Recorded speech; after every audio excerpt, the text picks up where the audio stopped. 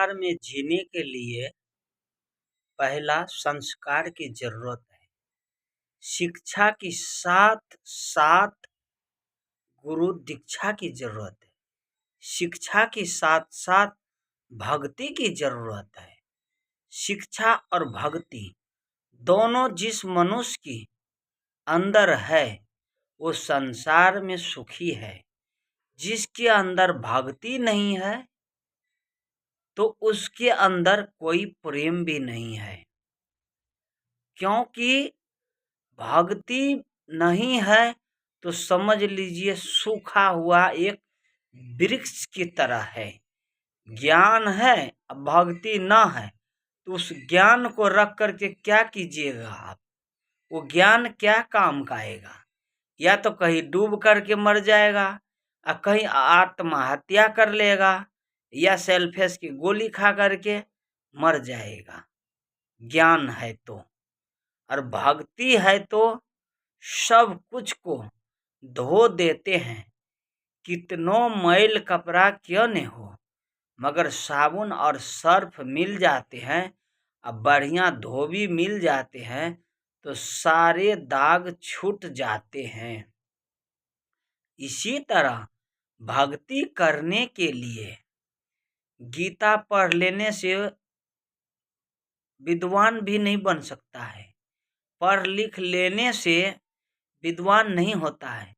पढ़ तो लेते हैं पूरे ग्रंथ रामायण इस पार से उस पार, अब महाभारत गीता इस पार से उस पार, मगर शिखर प्राग गुटखा शराब गंदा आहार विहार वो भी सेवन करते हैं।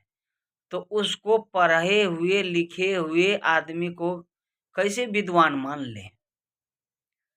जो जीवन शुद्धि हो, शरीर की पहले शुद्धि फिर उसकी बुद्धि, शुद्धि बिना बुद्धि हो नहीं सकता।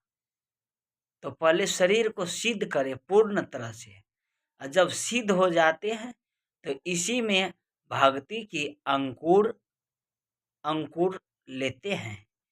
ज्यों ज्यों सिद्ध होते जाते हैं, ज्यों ज्यों अंकुर बड़ा होते जाते हैं, तब तक भक्ति भी बढ़ते हैं और ज्ञान भी होते हैं। फिर उनको अनुभवी ज्ञान होते हैं। जब वो परमात्मा की शरणागत होते हैं फिर वो ज्ञान की उपदेश देते हैं।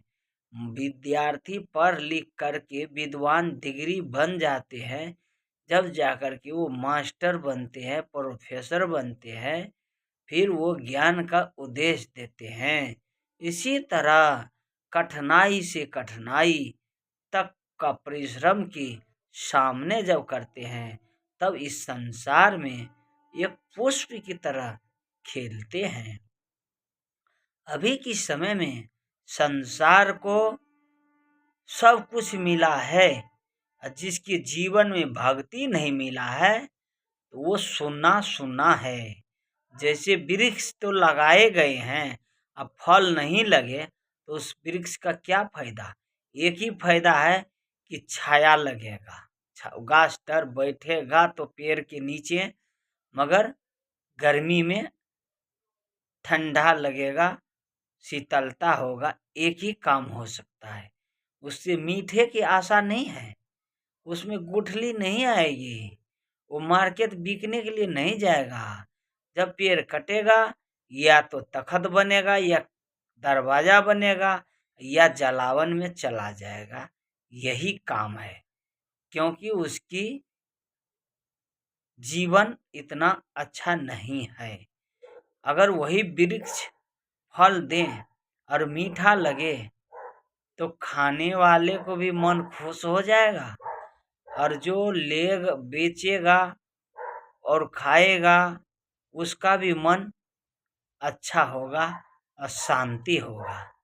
इसी प्रकार से जिससे ज्ञान का उद्देश्य नहीं है वो एक वृक्ष की तरह है, खड़ा है, क्योंकि अकर तो मुर्दा में होता है, मुर्दा कभी झुकता नहीं है, और जो झुक जाते हैं वो महान हो जाते हैं।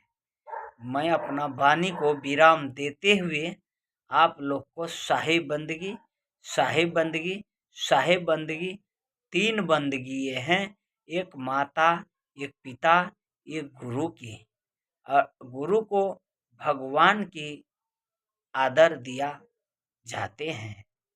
जो गुरु अम्बे की तरह हो, पुष्प की तरह हो और आचार हो और उनकी विचार शुद्धि हो, वो एक अम्बे की तरह है। उसकी तुलना किसी से कम नहीं, स्वयं भगवान हैं।